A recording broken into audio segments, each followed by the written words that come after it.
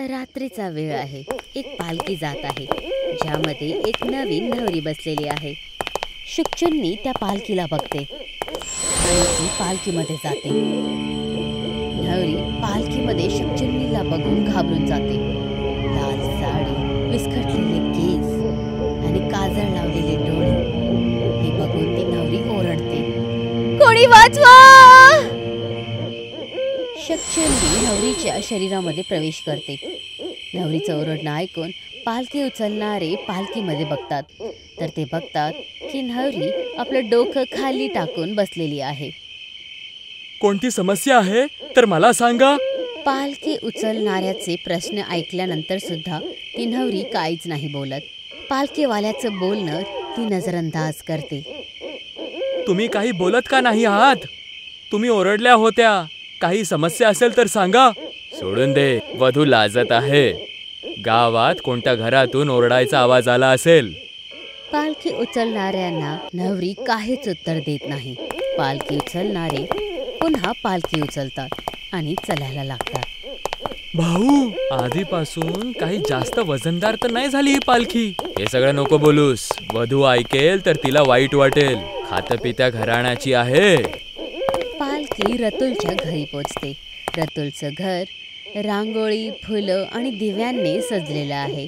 पालखीतून ऋतुलची नवरी इशिता बाहेर येते. ऋतुलची बहीण मोनिका दरवाज्यावर आरतीची प्लेट घेऊन उभी आहे आणि ती आरती उतारायला सुरुवात करते. वहिनी, आपला चेहरा तर जरा वर कर. मोनिका बोलते तरीही इशिका आपला चेहरा वर नाही करत. मोनिका, कशाला हट करतेस? नवरी लाजत असेल. मोनिका आरती करते आणि मग नवरीच्या समोर कळश ठेवते. नवरी त्या कळशीला आपल्या पायाने मारते. जसंच ती नवरी इतक्या जोराने पाय मारते, ती कळशी हवामध्ये उडते आणि खूप दूर जाऊन पडते. हे बघून सगळेजण घाबरतात. सकाळचा वेळ आहे. ऋतूच्या घरातले सगळेजण जेव्हा उठतात तर ते बघतात की दरवाज्यावर उलट्या पायांचे लाल लाल निशाण होते. हे लाल लाल चिन्ह उलटे का आहेत? हो, वहिनी तर आत आली आहे. मग जाण्याचे चिन्ह काय आहेत? तिचे पाय उलटे तर नसतील ना? शुभ शुभ बोल. माझी सुनबाई चुडेल नाहीये की तिचे पाय उलटे असतील. मग हे कुणाच्या पायांचे निशाण आहेत? तुला आठवतंय जेव्हा काल रात्री वहिनीने कळशीवर पाय मारला होता तर ती कळशी किती दूर जाऊन पडली होते, पण वहिनीने तर एकदम आरामात मारला होता पाय. हो, हे तर मला पण माहिती आहे.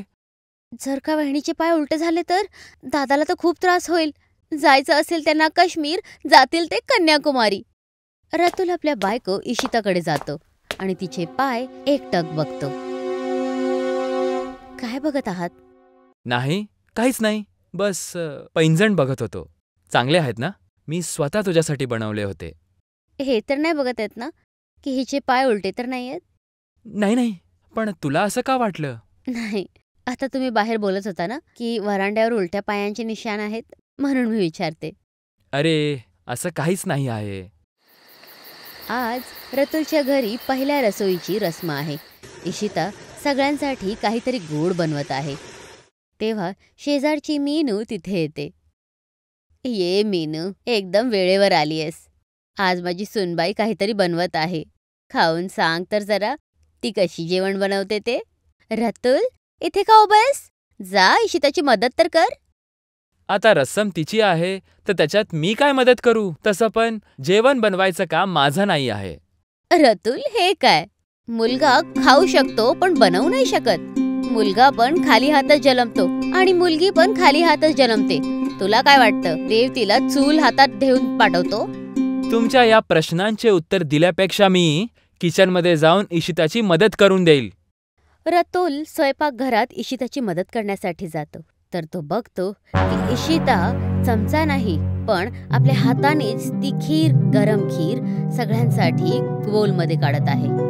हे बघून रतुल खूप घाबरतो. हे काय करतेस तू?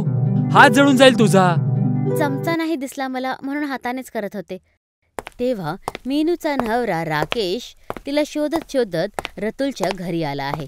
असं वाटत आहे जसं त्याने खूप दारू पिली आहे.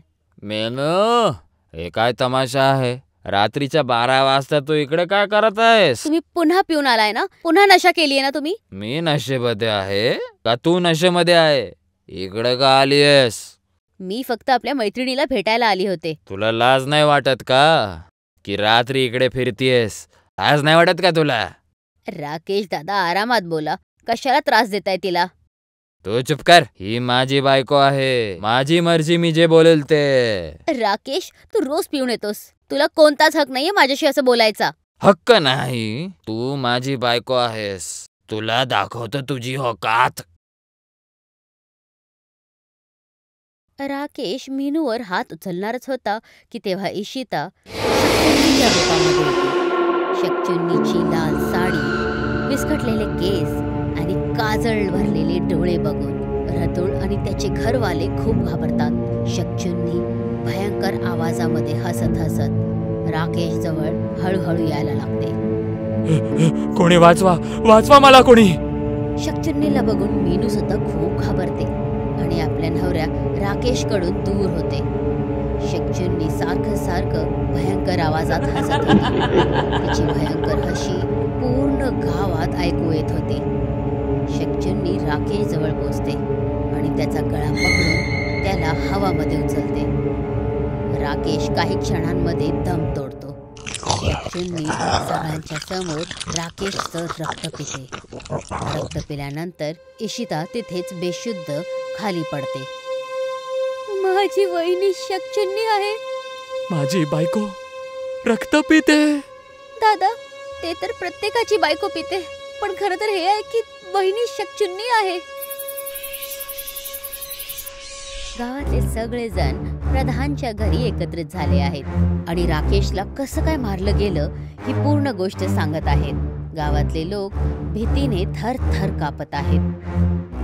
प्रधान काका, मागच्या खूप दिवसांपासून झाडामागे शकचुन्नी दिसत नव्हती, तर आम्हाला वाटलं की ती गाव सोडून कुठे गेली आहे, पण ती तर माझ्या बायकोच्या शरीरात घुसून गेलेली आहे. तुला कसं माहिती की तुझ्या बायकोच्या आत शकचुन्नीच आहे? मी माझ्या डोळ्यांनी पाहिलं आहे. ते बिखरलेले केस, काजलने भरलेले डोळे, खूपच खतरनाक दिसत होती ती. मग तू बिना मेकअपने तिला पाहिलं असशील.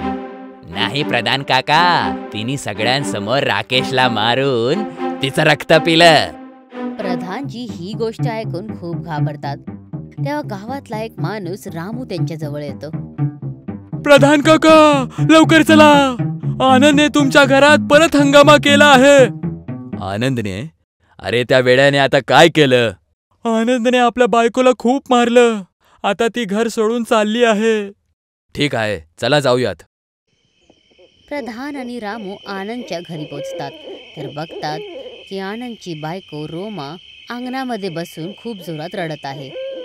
रोमा, हा सगळा कोणता ड्रामा आहे? पूर्ण गावात कोणतीच बाई काहीच प्रॉब्लेम नाही आणत आणि नेहमी तूच हंगामा करतेस. मी हंगामा करते? ह्याने मला मारलं. हे बघा, बघा हा चिन्ह. चुप कर. तुला थोडीशी धमकी काय दिली? तू पूर्ण गाववाल्यांना बोलवलंस. अरे वहिनी, नवऱ्याचे हात तर असेच चालत असतात. एवढे काय रडताय तुम्ही? म्हणजे बायकोच्या जीवनाचा काहीच अर्थ नाही? बाईचं काम आहे घर सांभाळणं. तू गोष्टींवर का चिडतेस?